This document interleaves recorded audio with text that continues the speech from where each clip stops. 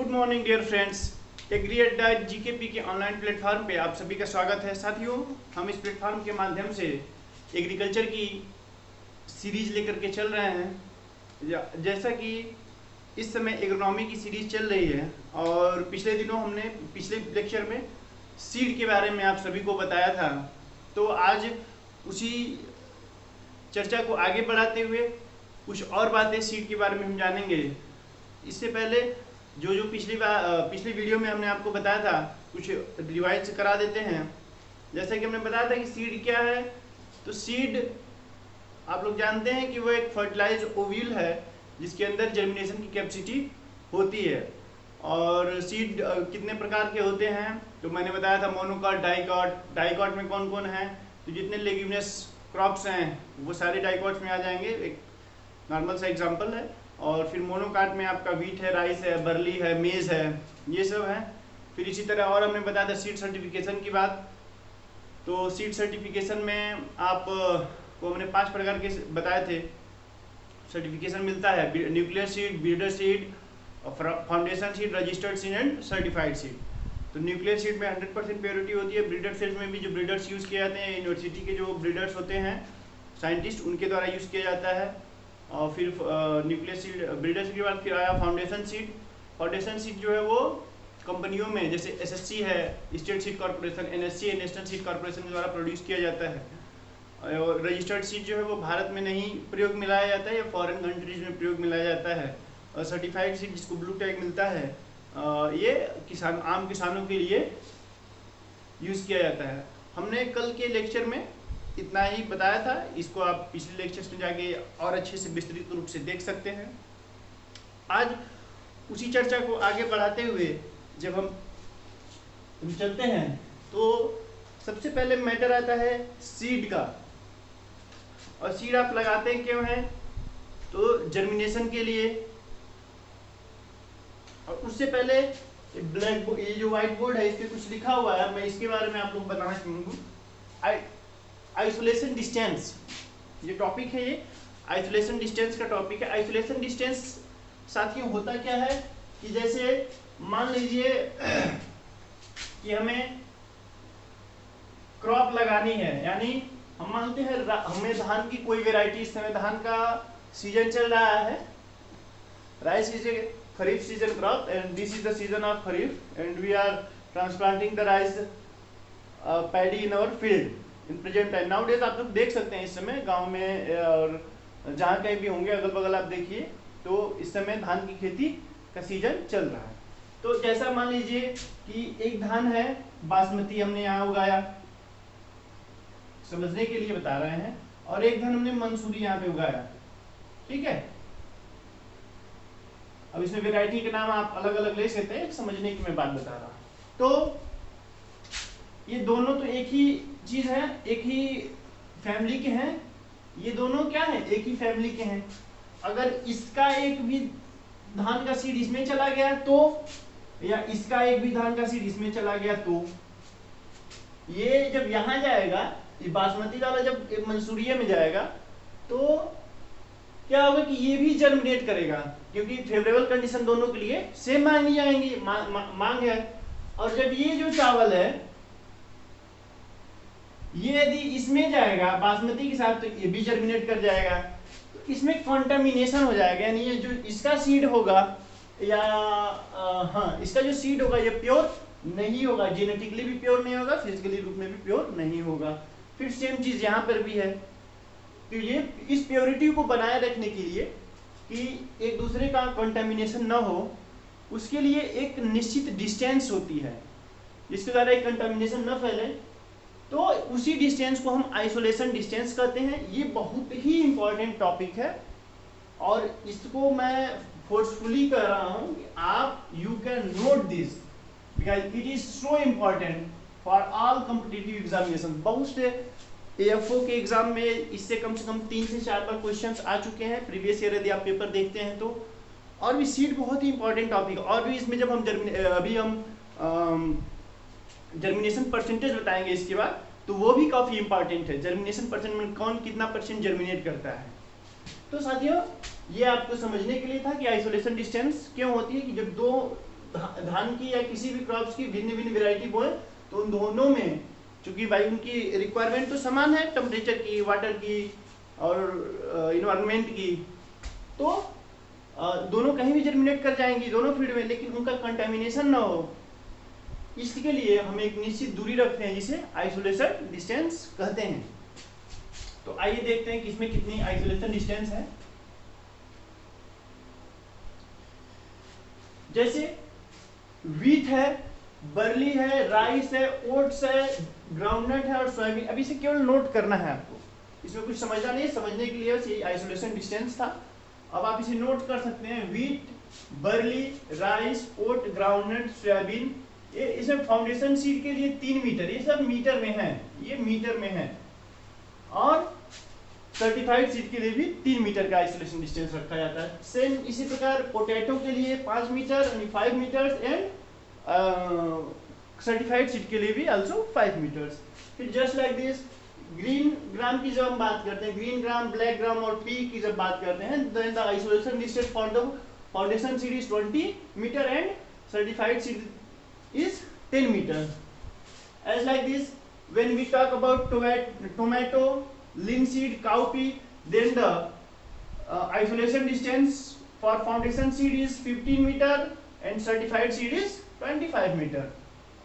Just like that, for the hybrid cotton, the foundation and for foundation seed, the distance isolation distance is 50 meter and for the certified seed it is 13 meter. Now, for sorghum, arhar and brinjal, the isolation distance for foundation seed is 200 meter and certified seed for certified seed it is 100 meter. Mustard, sunflower or safflower 400 for foundation seed and 200 for certified seed. यहाँ एक चीज मैं बताना चाहूंगा, जैसे बहुत से लोगों को कंफ्यूजन होता है सनफ्लावर और सेफ्लावर में। मैं आपको बस बताता रहा हूँ, सनफ्लावर और सेफ्लावर में, क्योंकि सनफ्लावर का मतलब होता है सूरजमुखी और सेफ्लावर का मतलब है कुसुम का पौधा होता है। इन दोनों से ये ऑयलसीड क्रॉप है। और जो सेफ्लावर का पौधा होता है वो मुख्य रूप से शायद इसमें लिनोलिनिक एसिड पाया जाता है। इसके कारण ये जो हार्ट पेशेंट होते हैं, cardiac patient, study of heart is known as cardiology. तो जो कार्डियक के पेशेंट होते हैं यानी हार्ट के, उन्हें सेफ्लावर के ऑयल जो है वो रिकमेंड किया जाता है डॉक्टर्स द्वारा, यानी हार्ट पेशेंट्स के लिए काफी यूजफुल होता है। ठीक है, अब तो इसके मस्टर्ड, सनफ्लावर और सेफ्लावर के लिए 400 और 200 मीटर्स हो गया।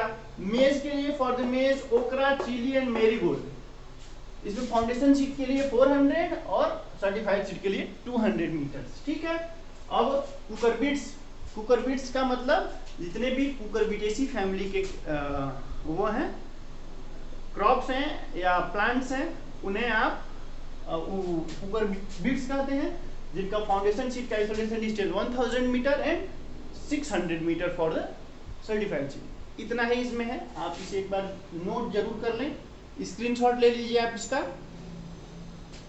और बैक करके आप देख भी सकते हैं। उम्मीद करता हूं ये चीज आप लोगों को समझ में आई होगी। चलिए अब आगे की बात करते हैं।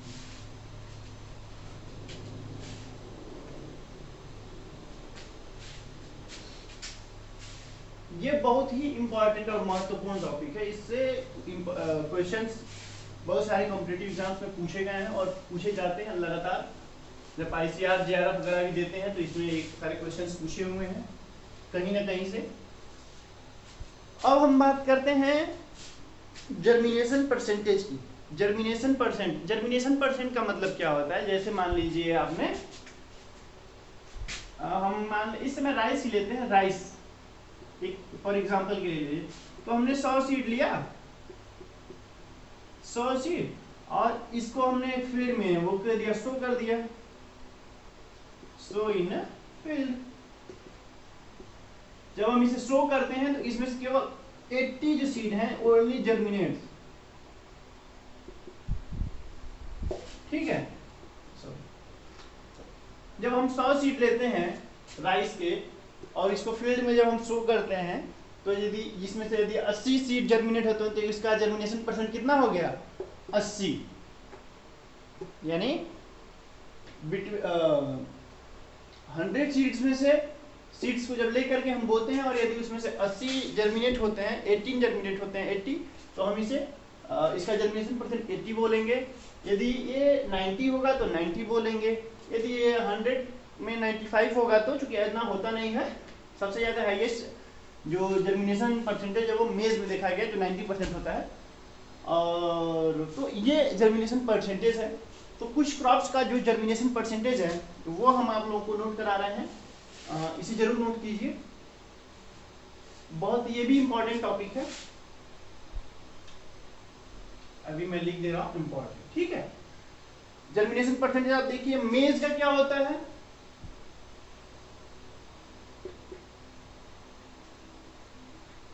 देखिए ये हम लिख दे रहे हैं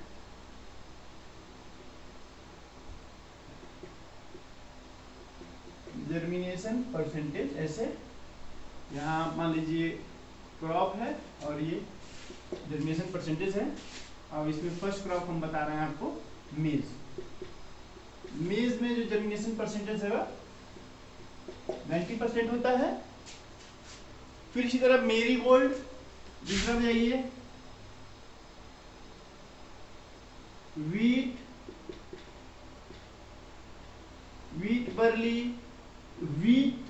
बर्ली, मस्टर्ड की जब हम बात करते हैं तो इसका जो जर्मिनेशन परसेंट है वो 85, इसमें सॉरी ग्राम में आता है। इसका जो है वो 85% जर्मिनेशन परसेंटेज है।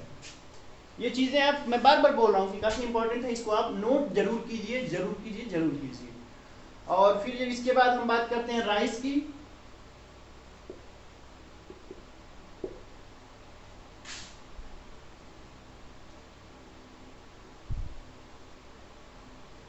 सोरगम, सीसम, इसमें जो जर्मिनेशन परसेंट है वो 18% होता है, 80%, ठीक है। और उसके बाद बाजरा, मूंग, उड़द, अरहर, इसमें 75% है। उसके बाद आपका ग्राउंडनट है, सोयाबीन है, इसमें आपका है 70%। आप इसे नोट कर लीजिए, फिर आगे हम आपको बताते हैं। इतना नोट कर लीजिए। मेज है, मेज में 90% है। वीट, बर्ली, मस्टर्ड, ग्राम में 85%। राइस, सोरगम, सीसम 80%। बाजरा, मूंग, उड़द, अरहर 75%। ग्राउंडनट और सोयाबीन में 70%। और इसे रफ करते हैं ऊपर का,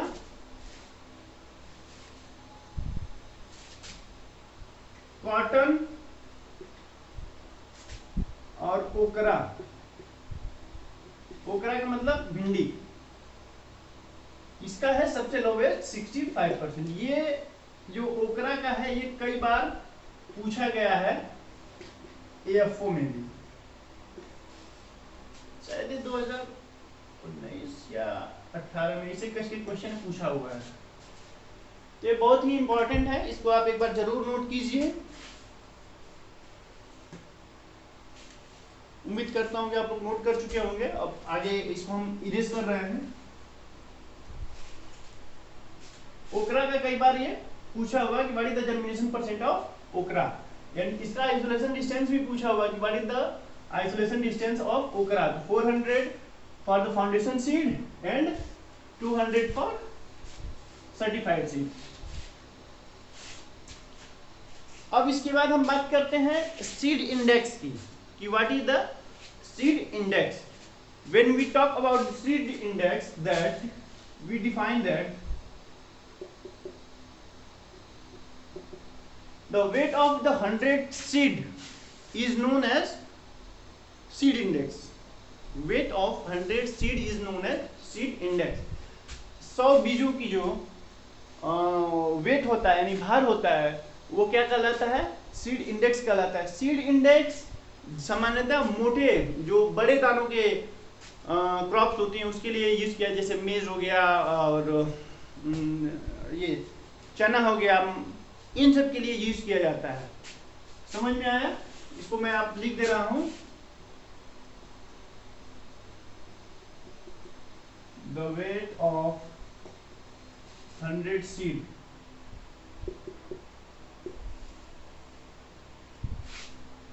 ये 100 सीड के वेट को दर्शाता है। और इसके बाद इसी तरह से हम क्या नाम है कि सीड इंडेक्स और टेस्ट वेट, इसके बाद हम टेस्ट वेट की बात करते हैं, TW, यानी हम पूरा लिख ही देते हैं टेस्ट वेट। तो जब हम टेस्ट वेट की बात करते हैं तो ये सीड इंडेक्स क्या है कि ये मतलब मोटे अनाजों के लिए इसका यूज किया जाता है, बड़े दानों के हैं। और टेस्ट वेट जो है वो छोटे दानों के लिए, जैसे गेहूं हो गया, चावल हो गया, सरसों हो गया, इन सब के लिए इसका यूज किया जाता है। तो टेस्ट वेट जो है it is the weight of 1000 grains. It is the weight of 1000 grain. जब हम 1000 दानों की तुलना करते हैं या वेट करते हैं, देखते हैं कि कितना वेट है, तो उसे क्या बोलते हैं? उसे हम बोलते हैं टेस्ट वेट।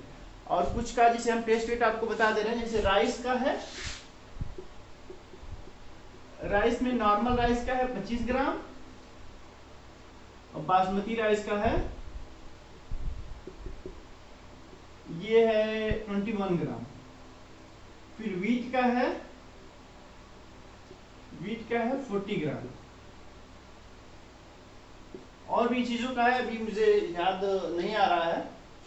खैर अभी ये जो वीट और राइस का है ये इंपॉर्टेंट है, आप इसे लर्न कर लीजिए, फिर हम आपको कभी यदि वो आएगा तो हम अगले चैप्टर्स में इसको अच्छे से डिफाइन कर देंगे। ठीक है, चलिए अब हम आगे बढ़ते हैं। तो आपने जाना सीड इंडेक्स क्या है, टेस्ट वेट क्या है, और एक जब हम सीड की बात करते हैं तो एक और टॉपिक आता है सीड डॉर्मेंसी, बीज सुप्तावस्था। तो जब हम सीड डॉर्मेंसी की बात करते हैं तो इसे आप देख लीजिए ब्रीफ में, सीड डॉर्मेंसी यानी बीज सुसुप्ता अवस्था। हिंदी क्या लिखना? बीज सुसुप्ता अवस्था। सुसुप्ता अवस्था का मतलब कि सोना, सिंपल सा समझ लो आप कि सोने से है। बीज क्या कर रहे हैं? सोए हुए हैं। यानी आप जब रात्रि में या दिन में कभी भी सोते हैं तो आपकी सारी जो क्रियाएं हैं वो चलती तो रहती हैं, जैव क्रियाएं, लेकिन बहुत ही एक्टिव दशा में नहीं चलती हैं, कम चलती हैं। जैसे आप खूब अच्छे से दौड़ के आ रहे हो, खूब दौड़ने उड़ने जाते हो कि नहीं? कभी दौड़ा करो तो दौड़ के खूब आप 5 किलोमीटर दौड़ के आए तो पता चला कि पल्स रेट इतनी बढ़ी हुई है, हार्ट इतना तेज चल रहा है, हाँ फिर रहे हैं पूरा एकदम। तो क्या आप एक्टिव स्टेज में हैं तो आपको भाई वर्क करना पड़ रहा है, बॉडी जो वर्क करना पड़ेगा, तो आप एक्टिव स्टेज में हैं। लेकिन जब आप सोए रहते हैं और सो के उठते हैं, थोड़े आपका हार्ट रेट बढ़ा रहेगा, पल्स रेट बढ़ा रहेगा, एकदम आप दौड़ते पसीने से हो रहेंगे, ऐसा कुछ नहीं है, आप नॉर्मल स्टेज में रहते हैं। तो सेम चीज है सीड्स के लिए कि जब सीड्स अनफेवरेबल कंडीशंस में रखे जाते हैं तो ये अपनी अवस्था को, अपनी एक्टिविटीज को कम करने के लिए एक अवस्था में चले जाते हैं जिसे हम सुसुप्ता अवस्था कहते हैं। और जब फिर वो फेवरेबल कंडीशन, जैसे मान लीजिए कि सॉयल है, मॉइस्चर है, टेम्परेचर है, एयर है, पाते हैं, तो ये फिर क्या करते हैं?